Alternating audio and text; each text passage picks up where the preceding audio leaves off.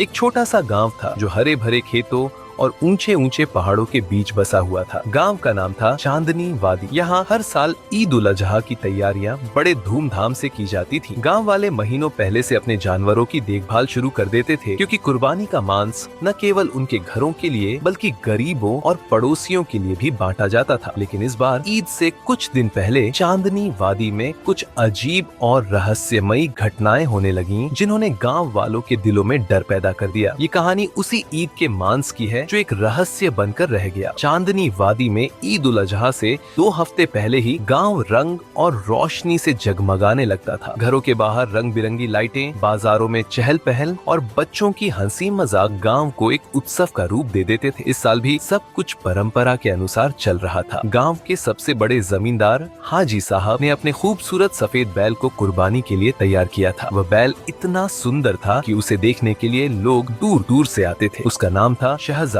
हाजी साहब उसे अपने हाथों से चारा खिलाते, उसकी पीठ सहलाते और हर दिन उसकी सेहत के लिए दुआ मांगते। दूसरी तरफ गांव के एक गरीब किसान रहीम चाचा ने अपनी जमा पूंजी से एक बकरी खरीदी थी। वह बकरी इतनी चंचल थी कि उसे संभालना मुश्किल था, लेकिन रहीम चाचा को उससे बहुत प्यार था। उन्होंने उसका नाम रखा था चांदनी, क्योंकि उसकी आंखें रात के आसमान के तारों की तरह चमकती थीं। गांव के बच्चे, जिनमें सबसे शरारती था 10 साल का फैजान, ईद के दिन की तैयारियों में व्यस्त थे। वह अपने दोस्तों के साथ गलियों में घूमता, जानवरों को देखता और ईद के पकवानों की बातें करता। लेकिन इस साल कुछ अजीब था। कुछ गांव वालों ने रात के समय अजीब सी आवाजें सुनी। कभी कोई जानवर बेवजह चीख उठता, कभी रात के सन्नाटे में अजीब सी सरसराहट सुनाई देती। कुछ लोगों ने तो यह भी कहा कि उन्होंने रात में जंगल के पास एक अजीब सी रोशनी देखी जो पलक झपकते गायब हो जाती थी। ईद से 3 दिन पहले रहीम चाचा सुबह जल्दी अपनी बकरी को चारा देने उठे। जब वे अपने घर के पीछे बने छोटे से बाड़े में पहुंचे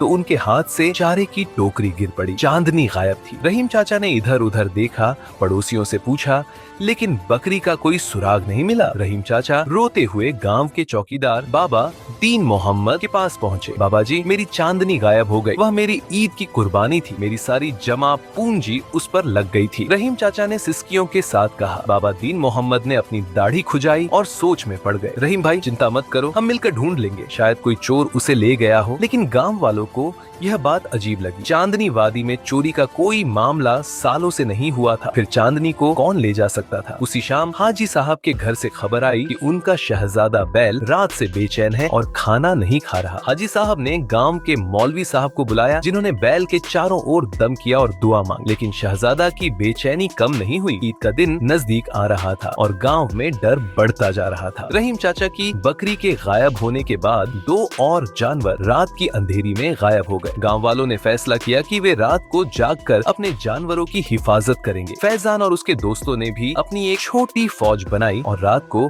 गांव की गलियों में गश्त करने का फैसला किया। ईद से एक रात पहले फैजान और उसका दोस्त सलीम जंगल के पास से गुजर रहे थे, जब उन्होंने वही अजीब सी रोशनी देखी जिसके बारे में गांव वाले बता रहे थे। फैजान ने हिम्मत करके सलीम से कहा, चलो देखते हैं ये क्या बला है। सलीम डर रहा था, लेकिन फैजान की हिम्मत देखकर वह उसके पीछे पीछे चल पड़ा। जंगल के अंदर एक पुराने खंडहर के पास उन्होंने एक अजीब नजारा देखा। एक बड़ा सा ढेर था जिस पर कुछ अजीब सी चीजें रखी थी। पास जाकर देखा तो वे मांस के टुकड़े थे, लेकिन यह मांस अजीब सा था। उसे एक अजीब सी बदबू आ रही थी और उसके आसपास मक्खियां नहीं भिनभिना रही थीं, जैसे कि वह कोई साधारण मांस न हो। फैजान ने जब एक टुकड़े को छुआ तो उसे लगा जैसे उसके हाथ में कुछ ठंडा सा बह रहा है। वह चीख पड़ा और सलीम के साथ भागकर गांव वापस आ गया। अगली सुबह फैजान ने गांव के बड़ों को सारी बात बताई। हाजी साहब, बाबा दीन मोहम्मद और मौलवी साहब समेत कुछ लोग उस खंडहर की ओर रवाना हुए। जब वे वहां पहुंचे तो मांस के वे टुकड़े गायब थे, लेकिन जमीन पर कुछ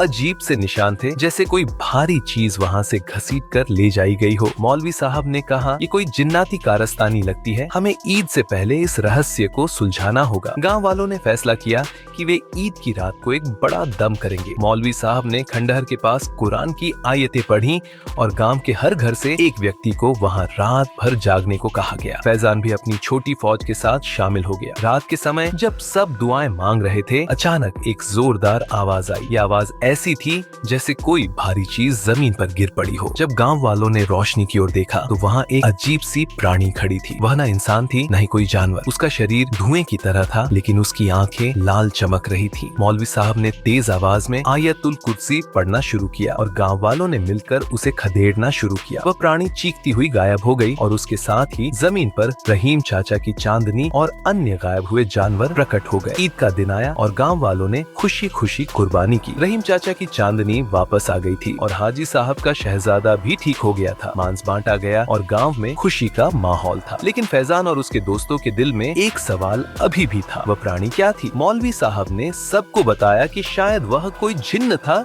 जो गांव के जानवरों को ले जा रहा था, लेकिन उसकी वजह कोई नहीं जान सका। कुछ लोगों का ख्याल था कि वह खंडहर किसी पुराने जादूगर का ठिकाना था जो ईद के मांस से अपनी ताकत बढ़ाता था। इस ईद के बाद चांदनी वादी के लोगों ने हर साल ईद से पहले खंडहर के पास दम करवाना शुरू कर दिया। फैजान बड़ा हुआ और गांव का चौकीदार बन गया, लेकिन वह उस रात को कभी नहीं भूला जब उसने ईद के मांस का रहस्य देखा था। चांदनी वादी आज भी वही शांत गांव है, लेकिन ईद के दिन जब मांस बांटा जाता है तो बच्चे रात में खंडहर की कहानियां सुनाते हैं और कहते हैं कि अगर तुम रात को जंगल के पास जाओ तो शायद वे लाल आंखें तुम्हें देख रही होंगी, उस मांस के इंतजार में जो ईद के दिन तैयार होता है।